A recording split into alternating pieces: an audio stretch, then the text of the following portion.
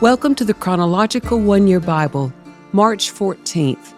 Today's reading is Deuteronomy chapter 6, verse 1 through chapter 9, verse 29. These are the commands, decrees, and regulations that the Lord your God commanded me to teach you.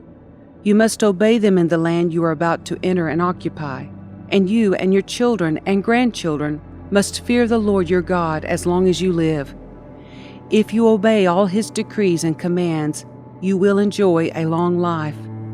Listen closely, Israel, and be careful to obey. Then all will go well with you, and you will have many children in the land flowing with milk and honey, just as the Lord, the God of your ancestors, promised you. Listen, O Israel, the Lord is our God, the Lord alone, and you must love the Lord your God with all your heart, all your soul, and all your strength, and you must commit yourselves wholeheartedly to these commands that I am giving you today. Repeat them again and again to your children. Talk about them when you are at home, and when you are on the road, and when you are going to bed, and when you are getting up. Tie them to your hands and wear them on your forehead as reminders. Write them on the doorposts of your house and on your gates. The Lord your God will soon bring you into the land he swore to give you when he made a vow to your ancestors, Abraham, Isaac, and Jacob. It is a land with large, prosperous cities that you did not build. The houses will be richly stocked with goods you did not produce. You will draw water from cisterns you did not dig. And you will eat from vineyards and olive trees you did not plant. When you have eaten your fill in this land, be careful not to forget the Lord, who rescued you from slavery in the land of Egypt. You must fear the Lord your God and serve him. When you take an oath, you must use only his name. You must not worship any of the gods of neighboring nations, for the Lord your God who lives among you is a jealous God. His anger will flare up against you, and he will wipe you from the face of the earth.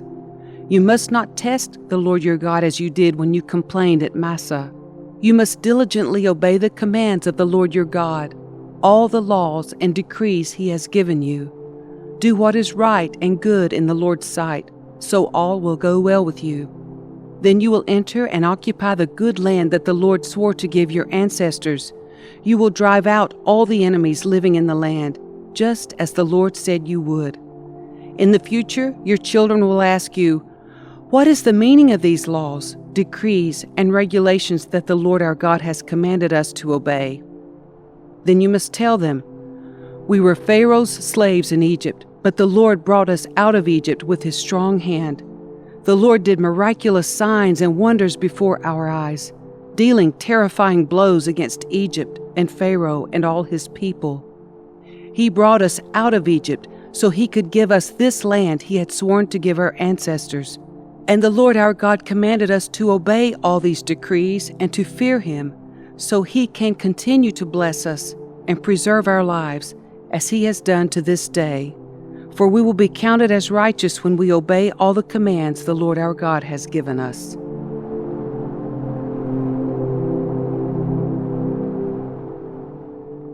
When the Lord your God brings you into the land you are about to enter and occupy, he will clear away many nations ahead of you: the Hittites, Girgashites, Amorites, Canaanites, Perizzites, Hivites, and Jebusites. These 7 nations are greater and more numerous than you. When the Lord your God hands these nations over to you and you conquer them, you must completely destroy them. Make no treaties with them, and show them no mercy. You must not intermarry with them.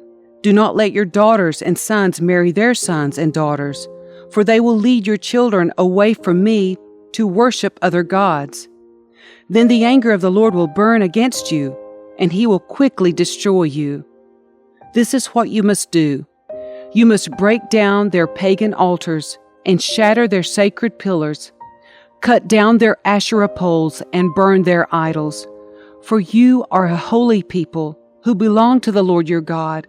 Of all the people on earth, the Lord your God has chosen you to be his own special treasure. The Lord did not set his heart on you and choose you because you were more numerous than other nations, for you were the smallest of all nations. Rather, it was simply that the Lord loves you, and he was keeping the oath he had sworn to your ancestors. That is why the Lord rescued you with such a strong hand from your slavery and from the oppressive hand of Pharaoh, king of Egypt. Understand, therefore, that the Lord your God is indeed God.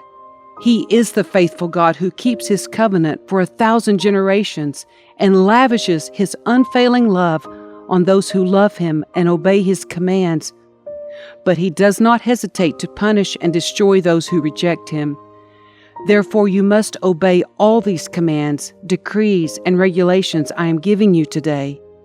If you listen to these regulations and faithfully obey them, the Lord your God will keep his covenant of unfailing love with you, as he promised with an oath to your ancestors.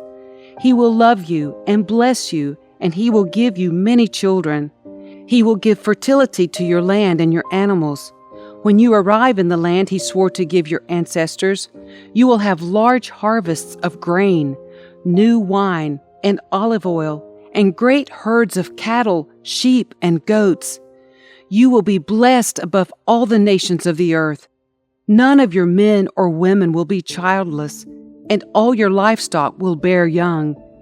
And the Lord will protect you from all sickness. He will not let you suffer from the terrible diseases you knew in Egypt, but he will inflict them on all your enemies. You must destroy all the nations the Lord your God hands over to you. Show them no mercy, and do not worship their gods, or they will trap you. Perhaps you will think to yourselves, how can we ever conquer these nations that are so much more powerful than we are? But don't be afraid of them. Just remember what the Lord your God did to Pharaoh and to all the land of Egypt.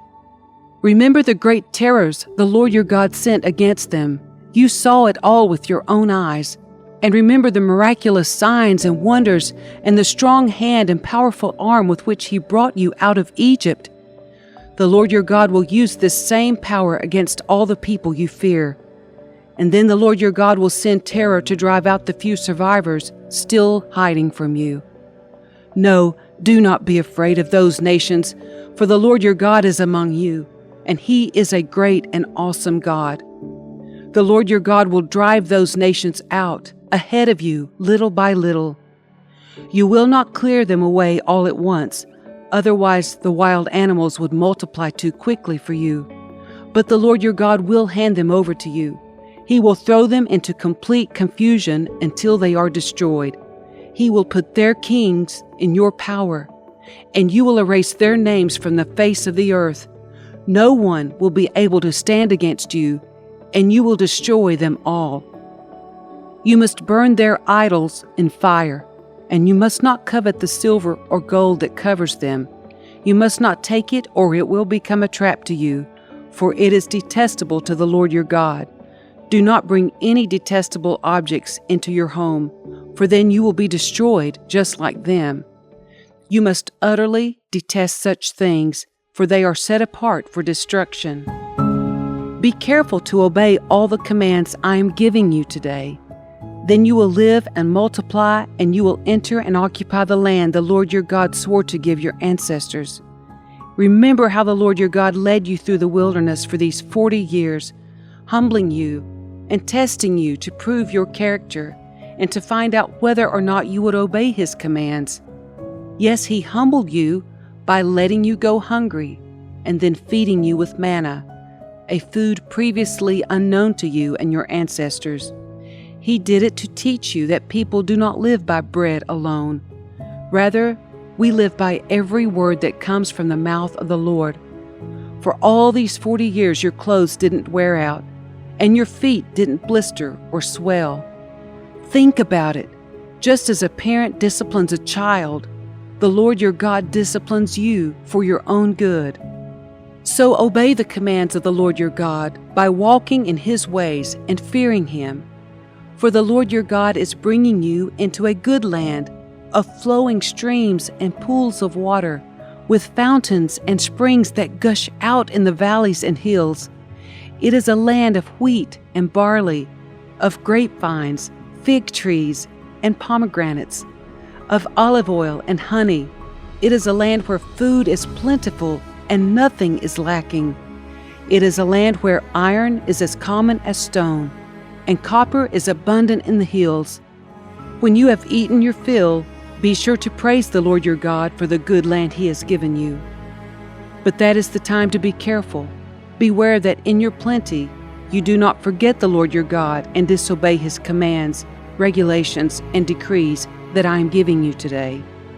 For when you have become full and prosperous, and have built fine homes to live in, and when your flocks and herds have become very large, and your silver and gold have multiplied along with everything else, be careful.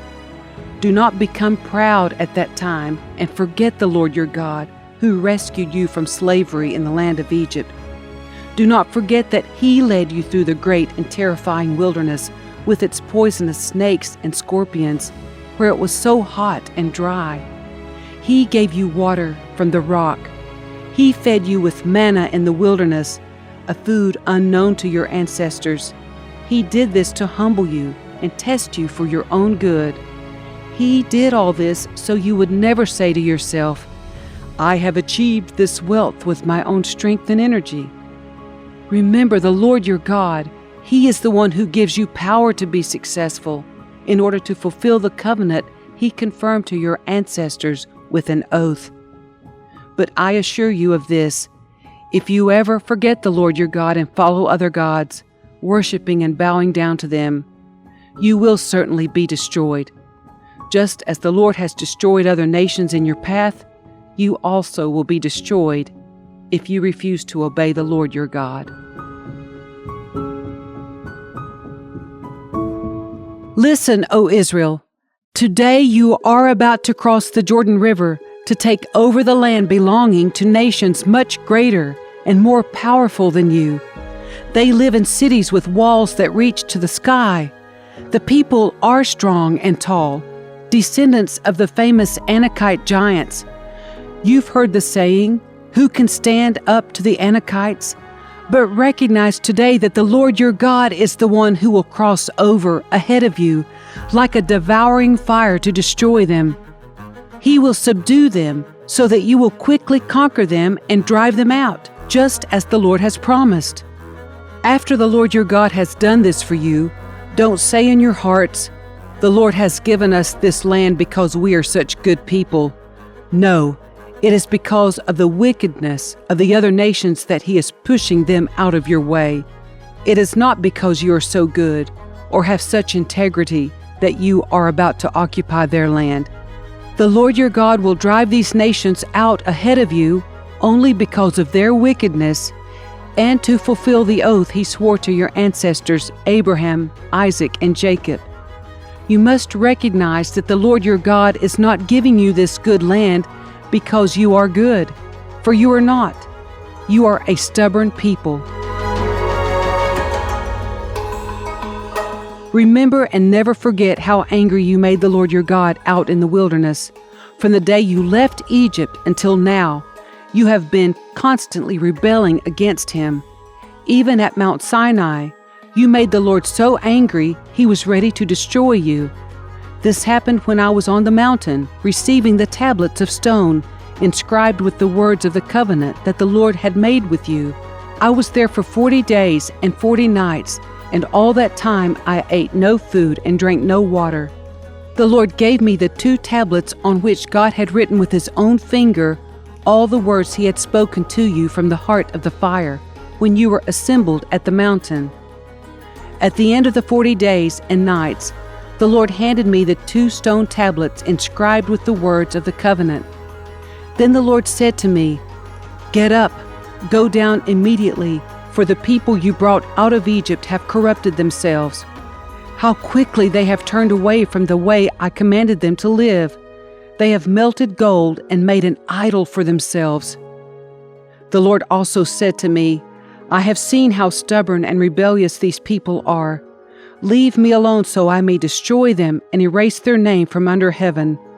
Then I will make a mighty nation of your descendants, a nation larger and more powerful than they are." So while the mountain was blazing with fire, I turned and came down, holding in my hands the 2 stone tablets inscribed with the terms of the covenant. There below me I could see that you had sinned against the Lord your God. You had melted gold and made a calf idol for yourselves. How quickly you had turned away from the path the Lord had commanded you to follow. So I took the stone tablets and threw them to the ground, smashing them before your eyes.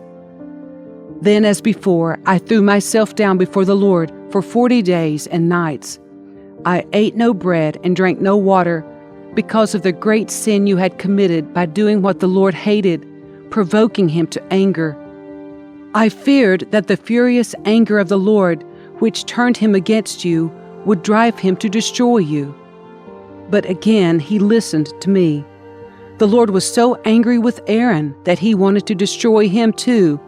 But I prayed for Aaron, and the Lord spared him. I took your sin, the calf you had made, and I melted it down in the fire and ground it into fine dust. Then I threw the dust into the stream that flows down the mountain. You also made the Lord angry at Taberah, Massa, and Kibroth Hattaavah, and at Kadesh Barnea the Lord sent you out with this command: "Go up and take over the land I have given you." But you rebelled against the command of the Lord your God and refused to put your trust in him or obey him. Yes, you have been rebelling against the Lord as long as I have known you. That is why I threw myself down before the Lord for 40 days and nights, for the Lord said he would destroy you. I prayed to the Lord and said, "O sovereign Lord, do not destroy them. They are your own people. They are your special possession, whom you redeemed from Egypt by your mighty power and your strong hand. Please overlook the stubbornness and the awful sin of these people, and remember instead your servants Abraham, Isaac, and Jacob. If you destroy these people, the Egyptians will say, 'The Israelites died because the Lord wasn't able to bring them to the land he had promised to give them.' Or they might say, 'He destroyed them because he hated them. He deliberately took them into the wilderness to slaughter them.' But they are your people and your special possession, whom you brought out of Egypt by your great strength and powerful arm.